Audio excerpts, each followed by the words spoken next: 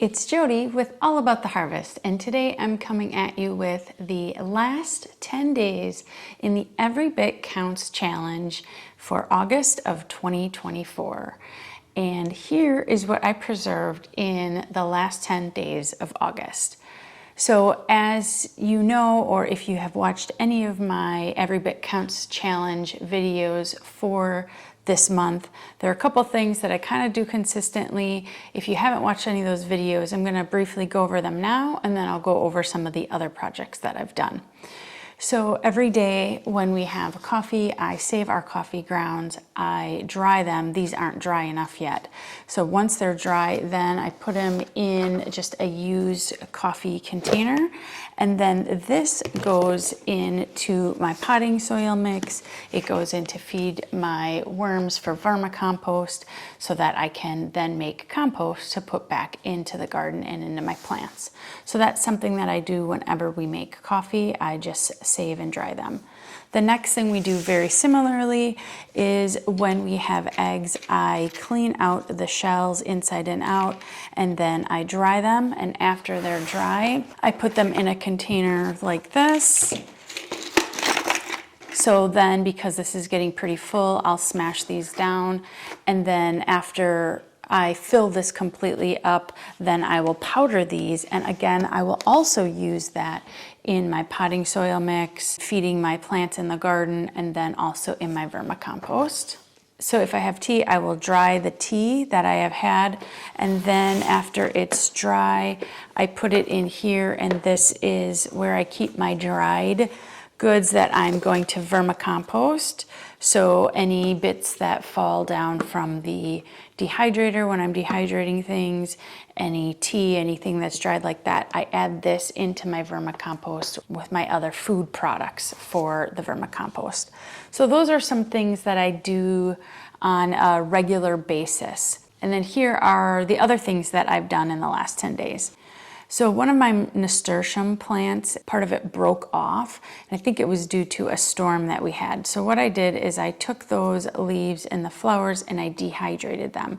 If you didn't know, nasturtium leaves and flowers have a peppery taste, and so you can dry them. And what I plan to do with these is I'm drying them and then I'm going to powder them up to use as a pepper replacement, but I'll wait to do that when I'm ready. Now, I planted plenty of nasturtium plants in my garden this year, so I will actually harvest some more of them. This was just happened to be a plant that had broken off and I wanted to save it, so I dehydrated it. The other thing that I did with some of my nasturtiums when I've noticed it is their seeds. They create these little light green seeds. This is what you will plant in the ground to grow more. So they end up drying into this brown seed. I have been saving them as they're dropping or as I see them on the plant. I've been saving them and drying them, and I'll actually do that with more of them, but the ones that were on the plant that had broken off, and then some other ones I have just been drying. So this is nasturtium. Another thing that I have done, I did it in a few weeks, but I actually ended up kind of doing it every week. So our green bean plant has been prolific.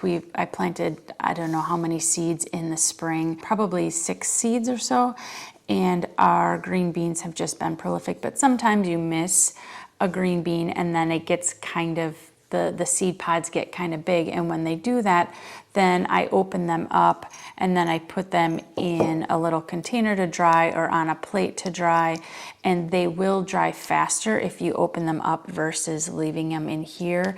Now, I know some people will just leave these on the vine to dry that way, and I find if I find one, I just pick it and then I dry them on a plate or just in a dish over time, and I find that that helps. So I have been drying some more of our green bean seeds so that we can plant some more next year. Another drying thing that I have done earlier, but then I did newly this week a little bit differently, are ramp seeds. So if you didn't know, ramps are edible wild onions. They're called wild leeks.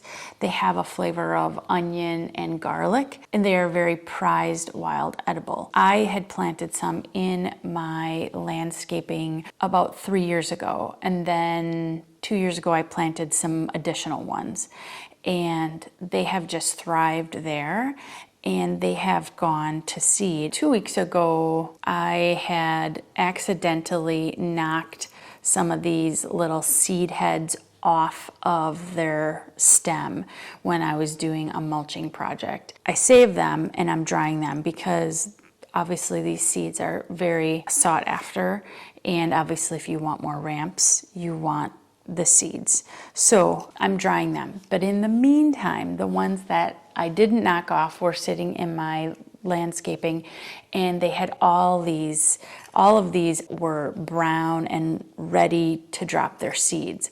And so what I did is I collected them because I had just put down a bunch of thick new mulch, and I felt like they're going to drop their seeds. It's not really going to get to where they need to go. So I've decided to harvest them. They look like little black BBs. They're a tough little seed as well. So what I've decided to do is I harvested them, and I'm going to wait for these to completely open up on their own so that I can add them to here. And then what I'm going to do is I'm going to make packets of these to sell. So some of them I will actually plant back in my landscaping, but the other ones I'm basically just going to be selling them. So these are ramp seeds. So this is just some dill that it was kind of toppled over, so I ended up just cutting it. I do need to dry it completely, and then I'll add it to my dried dill that I have. So another new project are these hot cayenne peppers. So my husband planted a hot cayenne pepper plant, and it has been doing very well.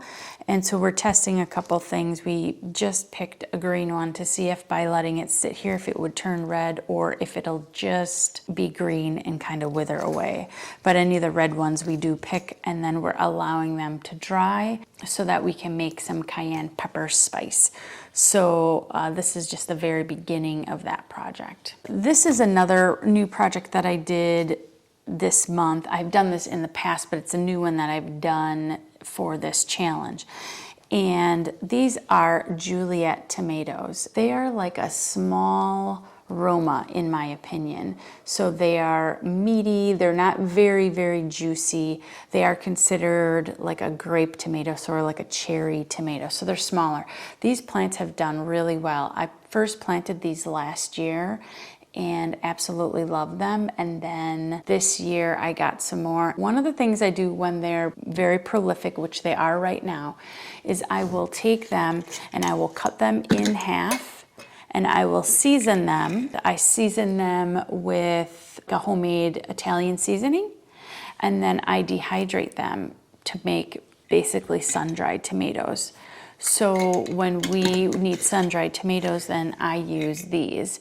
And this is the first jar that I am dehydrating this year. This is a half-gallon jar, so this will definitely get filled, and I'll probably fill another 1 or 2. But we absolutely love sun-dried tomatoes, and this is how we make them ourselves. And like I said, these are pretty big, they're pretty meaty. If you're wanting a great cherry tomato that is pretty prolific but yet big, I would say get the Juliets. I absolutely love them. So that is what I did there. Now, a couple things that you don't see here, I brought these as my reminder to tell you. One of the things that I did that I have done in the past on this series is I have made some coffee ice cubes. So typically what I'll do is if we have leftover coffee, or I just didn't want to drink the coffee that we had, I end up making coffee ice cubes. So what I do with the coffee ice cubes then is I will put them in my coffee to cool it down so I'm not diluting it with water. So that is something that I've done in the past, but I needed to make some more, and so I made some more. Also, if you ever make iced coffee, I use the coffee cubes in my iced coffee as well. So that is why I had used a lot of them in the last week. Now, the other thing that I did, which is something I haven't done in this series, but I do frequently, and I have been out of it for a while, I made what I call like a chaga tea or a chaga water. So if you don't know what chaga is, it's these chunks, dried chunks. It's actually typically on a birch tree. And what you do is I harvest them. I find them in Wisconsin. I harvest them myself, and then I dry them. And then I will add them to a crock pot with water, I add cinnamon sticks, I add whole cloves. I also add some bay leaves that I got in Bequay. I don't think that they're the same bay leaf as the typical small bay leaves that we get here. These are pretty big and it adds more of like a cinnamon flavor to the water. And what I do is I let that simmer and steep, and then I take that, once that water is nice and black, or tea as you call it, what I'll do is then I add that to my coffee. And chaga has a lot of health benefits. So does the cinnamon, the cloves, and things like that. The other thing I do with those is I then take that water and I freeze it into cubes. And that is usually what I add to my coffee in the morning, is these chaga cubes, because there's additional benefits. And so I like to add those to my coffee, but I didn't have any of the chaga cubes made, and so I needed to make more. I also freeze them in some plastic bottles as well, so that when we go camping, I can take one of those with me, or just if I run out of cubes, then I have some plastic bottles as well that I can take them out, and then I know, okay, I need to make some more. So if you are interested in purchasing some chaga, I sell the chaga that I do harvest. You can find out more by emailing allabouttheharvest@gmail.com, and then I can get you the information that you need on purchasing some chaga. So that was my second ice cube project I did in the last 10 days. And then my third ice cube project I actually did in this is more of a silicone ice cube tray. And with this, I actually did cilantro cubes. In each one of these, I finely chopped cilantro, and I put 1 tablespoon in each one of these, because one of my canning recipes uses 2 tablespoons of finely chopped cilantro. And I thought, well, if I don't have enough fresh here, I could always freeze it to use in the future. And my cilantro was starting to flower, and so I wanted to use it and cut it back. So I was able to get this entire tray filled with chopped cilantro. And then what I did is I just put water in there. So I was able to preserve 15 tablespoons of chopped cilantro. In the past in this challenge, I did cilantro, but I froze it in lime juice. This was just with water, because I wanted to have the 2 options, one with lime juice and then one with water. And I was able to use my cilantro. Now, the other thing that I did, and I got this in on August 31st, was I canned zesty salsa. Zesty salsa is one of my favorite salsa recipes. My neighbor loves it. He actually purchases this from me. So I do try to make a lot of it each year. The zesty salsa recipe is a safe canning recipe, and it can be found in a few places. So I'm just gonna show you and tell you where.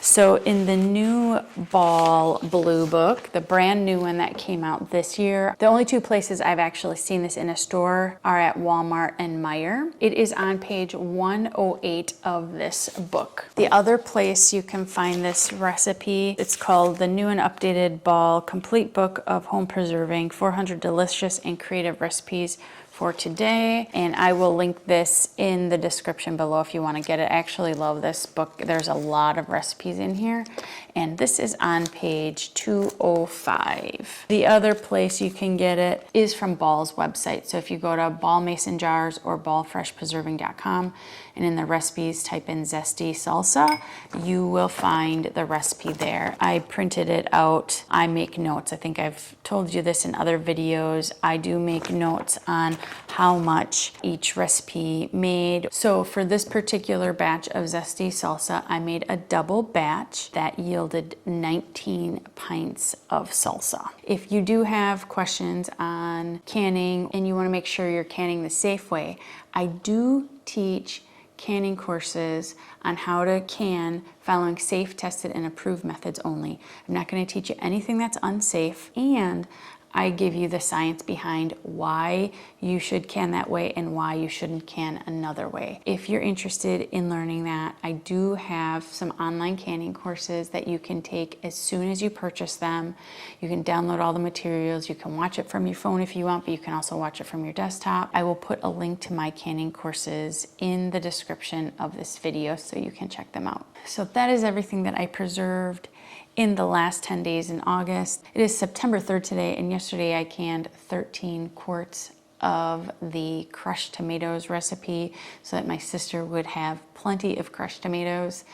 And that was 26 pounds of tomatoes. I have plenty more things to do. I have herbs I have to dehydrate. This Every Bit Counts challenge realistically could go into September for me 100%, depending upon your gardening zone.